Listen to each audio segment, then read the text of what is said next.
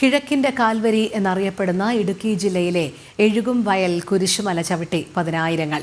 നോമ്പിലെ പ്രധാന ദിവസങ്ങൾ ആരംഭിച്ചതു മുതൽ സംസ്ഥാനത്തിന്റെ വിവിധയിടങ്ങളിൽ നിന്നായി വിശ്വാസികൾ കുരിശുമല കയറാനെത്തുന്നുണ്ട്.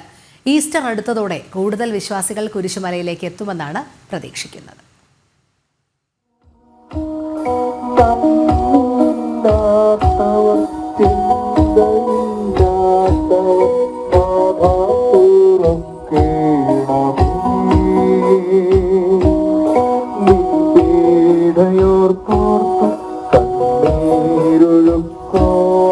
യേശുദേവന്റെ പീഡാനുഭവ യാത്രയെ അനുസ്മരിച്ച് പാറക്കല്ലുകളും പൊഴിയും നിറഞ്ഞ ചെങ്കുത്തായ മലയിലേക്ക് ത്യാഗം സഹിച്ചുള്ള സഹനയാത്ര. കേരളത്തിന്റെ വിവിധ ഭാഗങ്ങളിൽ നിന്നും അന്യ സംസ്ഥാനങ്ങളിൽ നിന്നുമുള്ള നിരവധി ആളുകളാണ് എഴുകുംവയൽ കുരിശുമല കയറാൻ എത്തുന്നത്.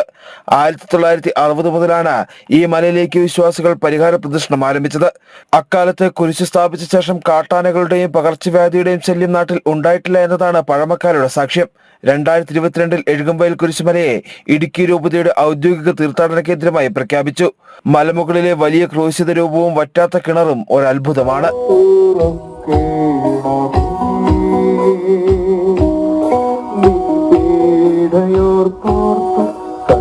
തീർത്ഥാടന കേന്ദ്രമായി പ്രഖ്യാപിച്ചതിന് പിന്നാലെ ഇടുക്കിക്കാരുടെ നോമ്പുകാല തീർത്ഥാടനം എഴുകുംവയൽ കുരിശുമലയിലേക്കായി.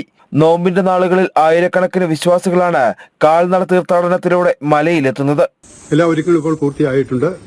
ധാരാളം ആളുകൾ വരുന്നുണ്ട്. കഴിഞ്ഞ വെള്ളിയാഴ്ചയൊക്കെ ഉച്ച കഴിഞ്ഞ് ഇടമുറിയാതെ ആളുകൾ വന്നുകൊണ്ടിരുന്നു. ഇന്നും ധാരാളം ആളുകളുണ്ട്. ദൈവാനുഗ്രഹം അവർ നേടിപ്പോകുന്നു.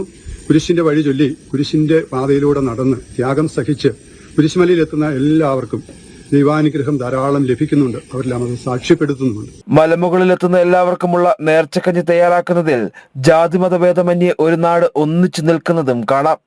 ദുഃഖവെള്ളിയാഴ്ച പുലർച്ചെ 7 മണിക്ക് കുരിശിന്റെ വഴി പ്രദക്ഷിണം മലയടിവാരത്തെ കപ്പേളയിൽ നിന്നും ആരംഭിക്കും. തിരുക്കർമ്മങ്ങൾക്ക് ഇടുക്കി രൂപതാ മെത്രാൻമാർ ജോൺ നെല്ലിക്കുന്നേൽ മുഖ്യ കാർമ്മികത്വം വഹിക്കും.